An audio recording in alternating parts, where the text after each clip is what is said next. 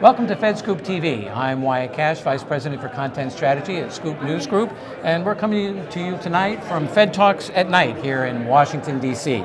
We're talking with Jason Zander, Microsoft Azure Corporate Vice President, about some of the challenges and emerging technologies affecting federal IT. Welcome to the program. Oh, thank you for having me. I'm glad you could be with us tonight. First, just briefly, what do you see as just some of the biggest challenges facing federal IT officials today, and maybe what they can begin to do to address it? Yeah, I think there's a lot of push to modernize government workloads in the similar way that we've had push for digital transformation in the commercial areas as well. And so trying to figure out how to go deal with that and move themselves forward is something I think a lot of people are looking at very closely. There's a lot of budget constraints. You're always getting constantly pushed. You're looking for new innovation. You've got new form factors that need to be supported. So we talk to a lot of folks that are trying to figure out how can I actually do that modernization, do that digital transformation. And we think that the cloud is a key part of delivering on that. Great. Next, looking forward a little bit, you get to see a lot of emerging technologies. Tell us, what themes do you see really emerging that are likely to impact the federal government?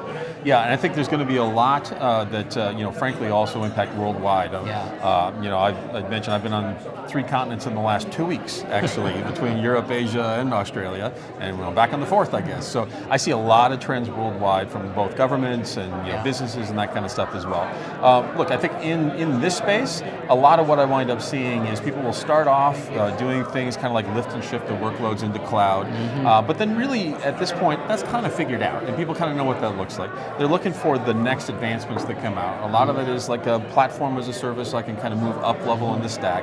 Some of the more advanced technologies that we see are things like Internet of Things. Right. We're trying to figure out, hey, all these devices, the sensors, all this new technology, how can I leverage that environment? There's also new things like artificial intelligence that are coming out. If you look at trends, you put those things together, I now start to see some really cool innovation that's showing up, and people want to figure out how can I leverage that.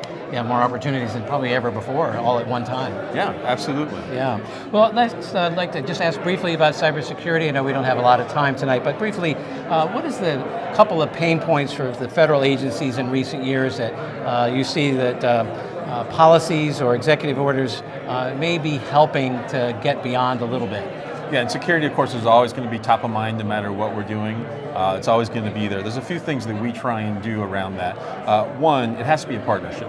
We're going to do the right thing by the platform, but we also need to work with our partners as they work on top of that platform. Right. It's got to become a back and forth. We do a significant amount of innovation around, really defense in depth, forensics. We actually do use AI techniques, machine learning techniques to actually help defend things. We do a lot of policy work around that as well, but we have to make sure that keeps evolving. And really, it's got to be that kind of two-way street to be successful. And the thing about security is you're never done with security. That's right. Right? No matter how good we get, someone's always going to be going for the next thing that they can go do. And so I think it's super critical that we're able to continue to evolve that and really make sure that we're living up. And you mentioned also, for example, like the executive orders on cybersecurity and things like that too. Of course, those new innovations, we want to make sure that we're doing a great job keeping up with those and making it even easier. We've done things like Azure Blueprint, which are templates and tools that actually help people achieve ATO even faster while still meeting those requirements. Right.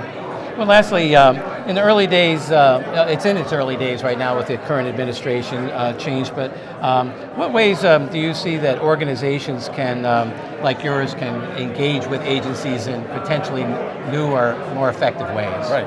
Well, I think that the key thing that everyone I talk to really is it's about mission first, and that doesn't really change, right? So the agencies have a mission, they know what it is, they're dedicated to it. We want to give them tools to help them be successful. Our mission is to make their mission successful, so we want to make sure that we're doing a good job on that. I think even as you get new administrations and changes, we need to make sure we're doing that well. And we actually, we do that with governments worldwide, and we want to make sure.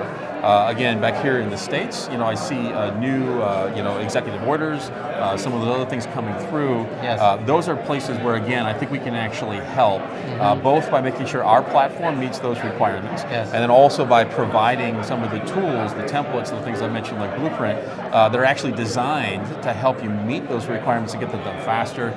We have, for example, 40% of FedRAMP those controls can be met just by using Blueprint out of the box. Interesting. And so faster time to ATO, things like that as well. That's got to help. Yeah, I think so. Well, Jason, thank you so much for joining us tonight at Fed Talks at Night. Kind of different for us, but really glad you could stop by. And for more of our coverage on federal technology, go to fedscoop.com. I'm Wyatt Cash, your host. Thanks for watching.